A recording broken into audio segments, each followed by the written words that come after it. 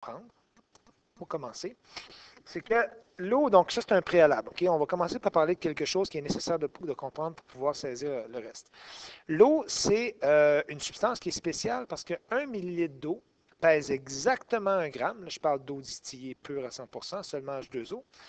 Et on peut mettre ce millilitre d'eau-là dans un petit cube de 1 cm par 1 cm par 1 cm. Autrement dit, mon millilitre d'eau qui pèse exactement 1 gramme entre parfaitement dans un petit cube d'un centimètre carré. Donc, pour l'eau, 1 millilitre pèse 1 gramme, ce qui nous permet d'affirmer ceci. Si 1 millilitre pèse 1 gramme, je peux dire que 1000 millilitres d'eau pèse 1000 grammes. Et 1000 grammes, comme on l'a vu au dernier cours, 1000 grammes, on peut le convertir en kilogrammes si on divise par 1000, et ça, c'est 1 kilogramme. Donc, 1000 millilitres d'eau, c'est 1000 grammes, ça pèse 1 kilogramme. Mais 1000 millilitres d'eau aussi, on sait que c'est 1 litre. Donc, 1 litre pèse 1 kilogramme pour l'eau. Comme 1000 millilitres pèse 1000 grammes, etc., 1 kilogramme. Donc, on peut faire ces petites conversions-là. Et c'est important de se souvenir pour l'eau que 1 millilitre pèse 1 gramme. Et pourquoi on en vient à ça? Parce qu'aujourd'hui, on va voir un autre type de concentration. Les concentrations qui sont considérées en ppm. Sur une bouteille d'eau, souvent, bon, il y a des quantités qui sont là en minéraux, donc c'est de l'eau de source naturelle. Puis, les minéraux qui sont là, ils sont en trop petite quantité. S'il fallait les exprimer en grammes par litre, ça nous donnerait un chiffre là, de 0,000 comme ça, là, quasiment à l'infini, pour une petite quantité de, par exemple, de minéraux, de grammes de minéraux par litre. Le chiffre qui est ici là, serait beaucoup trop petit, on aurait immensément de zéro. Et pour exprimer ces valeurs-là, pour les valeurs qui sont très, très, très petites, on utilise une concentration qu'on appelle une concentration en ppm. Ici, ppm, 250 ppm de minéraux, autrement dit de sels minéraux dans cette bouteille-là, la concentration. 250 ppm, ça signifie partie par million. Donc, ppm. Et qu'est-ce qu'on entend par partie par million? Ça voudrait dire que un équivalent de 250 grammes dans cette bouteille d'eau-là serait associé au même équivalent pour l'eau en millilitres. Donc, si par exemple, je prends cette bouteille-là qu'on exprime la quantité du volume en millilitres, j'aurais 1 million de millilitres. Ou autrement dit, puisqu'on sait que 1 millilitre pèse 1 gramme pour l'eau, 250 grammes serait associé à 1 million de grammes. Et c'est ça ici. Ce qu'on veut dire, c'est qu'il y a 250 grammes de sels minéraux, OK, dans 1 million de millilitres d'eau. Donc, autrement dit, on pourrait convertir ça, comme je l'ai fait un peu tantôt. Il y a 250 grammes de sels minéraux. Et si je convertis ça un peu, là, ici, 1 million de millilitres, je sais que c'est 1000 litres, n'est-ce pas? Parce que je sais que je peux diviser par 1000. En divisant par 1000, j'obtiens 1000 litres. Donc, j'aurais 250 grammes de sels minéraux dans 1000 litres d'eau, ou dans ce que je pourrais appeler 1 million de millilitres ou 1 million de grammes. Donc, on associe une certaine valeur à 1 million de son équivalent. Donc, en parties par million, 250 parties pour 1 million de parties d'eau en question. Bon, où on va en venir avec ça? C'est qu'il y a une façon simple de pouvoir conceptualiser les ppm. Premièrement, on peut y aller d'une façon, je vais vous donner un truc là, pour pouvoir le conceptualiser plus facilement.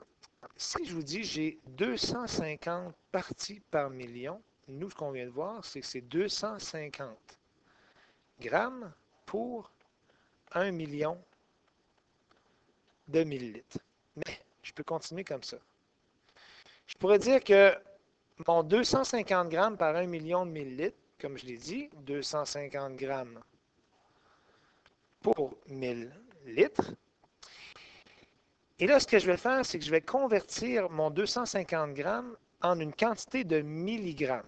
Vous allez voir pourquoi par la suite. Là, tout ce que je fais des égalités. Okay? C'est toujours égal à 250 ppm.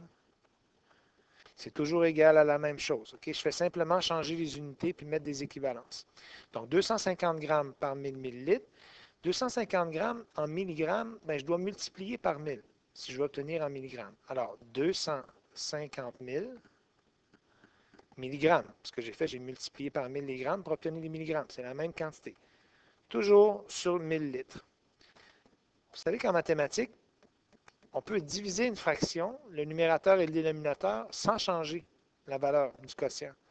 Par exemple, si je divisais le numérateur de ma fraction ici par 1000 et le dénominateur par 1000 aussi, mais je ne change absolument pas ma fraction. Tout ce que je fais, c'est que je vais enlever 3 zéros ici, je divise par 1000 et je divise par 1000 en bas. Alors, ce que ça me donne comme valeur, ça me donne 250 mg par litre. Donc, si on suit le raisonnement que je fais depuis tantôt, 250 ppm équivaut à 250 mg par litre. Donc, ce qu'on veut faire aujourd'hui, c'est qu'on veut associer les ppm à une quantité de milligrammes par litre. Ça va nous permettre tout de suite de dire, par exemple, un contaminant en plomb dans un lac est présent à raison de 26 ppm dans ce lac-là, dans un lac. Qu'est-ce que ça veut dire, 26 ppm?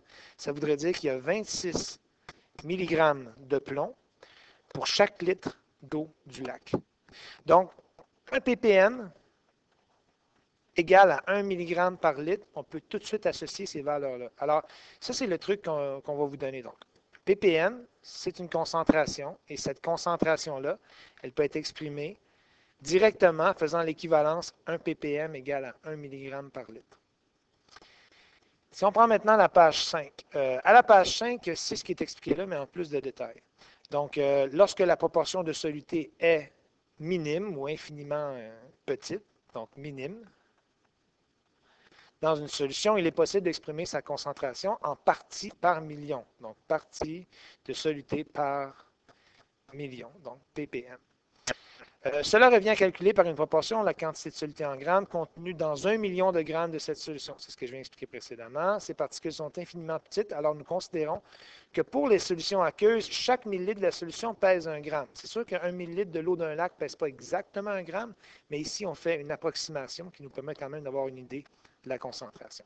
Donc, nous, ce qui est important comme valeur, c'est qu'on considère que l'eau pure, c'est 1 gramme par millilitre, puis on va utiliser ça comme étalon.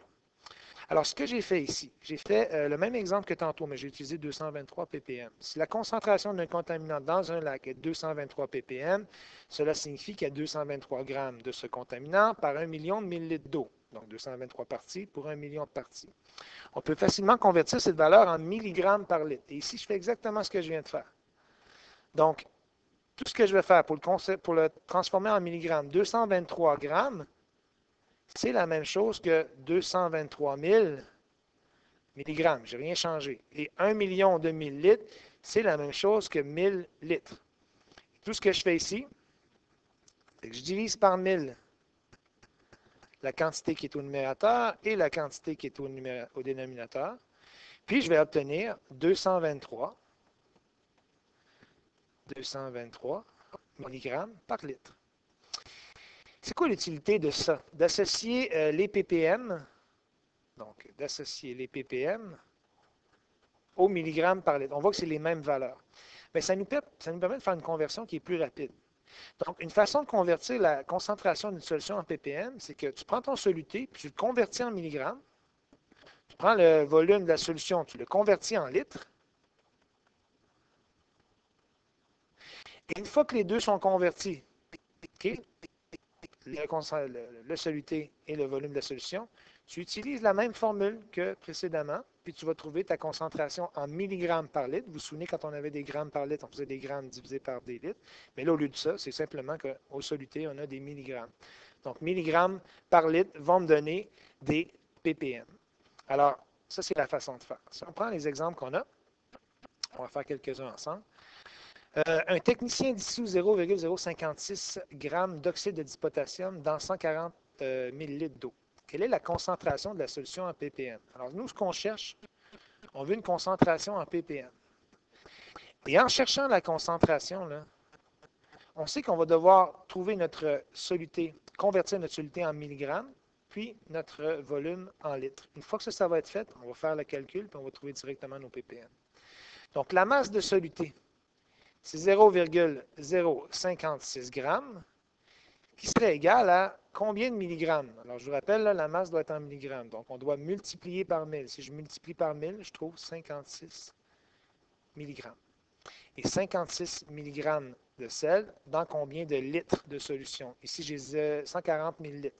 140 millilitres, c'est 0,14 litres. J'ai divisé par 1000. Alors, si j'ai mon soluté en milligrammes, puis ma concentration, mon volume de solution, pardon, en litres, je suis capable de trouver directement mes ppm. Je vais trouver 56 mg divisé par 0,14 litres. Et ça va me donner, ça fait 400 ppm exactement. Donc, 400 mg par litre, mais comme on l'a vu, c'est égal à 400 ppm. Alors, la réponse ici, normalement, elle devrait être donnée en ppm parce qu'on la demandait en ppm. Donc, c'est toujours à peu près le même principe. Il faut convertir nos valeurs de façon à obtenir des ppm. Si on prend l'exemple 2, on dit dans une bouteille, la concentration d'une bouteille d'eau est de 350 ppm.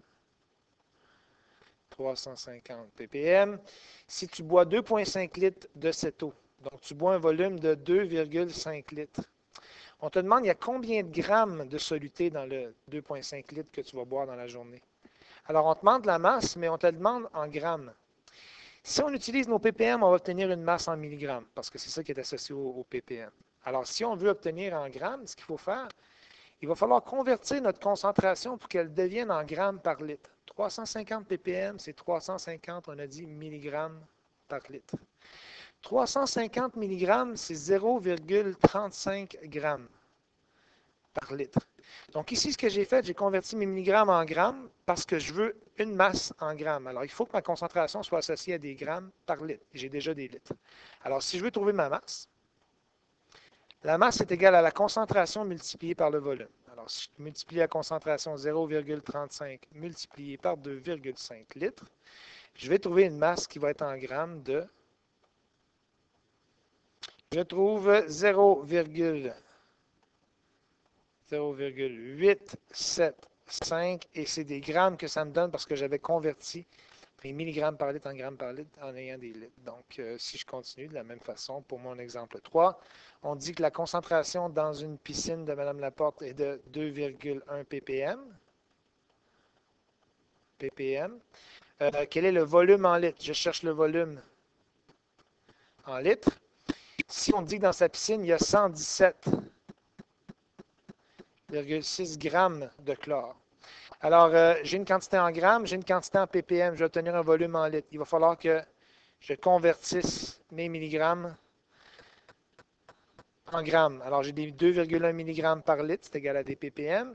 Ça me fait diviser par 1000, 0,0021 grammes par litre. Et si je veux trouver mon volume, je sais que le volume est égal à la concentration, à la masse, pardon, divisé par la concentration. J'ai 117,6 grammes divisé par une concentration de 0,021 grammes par litre. Et ça me fait exactement 56 000 litres dans la piscine de Mme Laporte. Alors, j'ai converti mes valeurs en milligrammes par litre, en grammes par litre pour que ça fonctionne avec le reste. Voilà.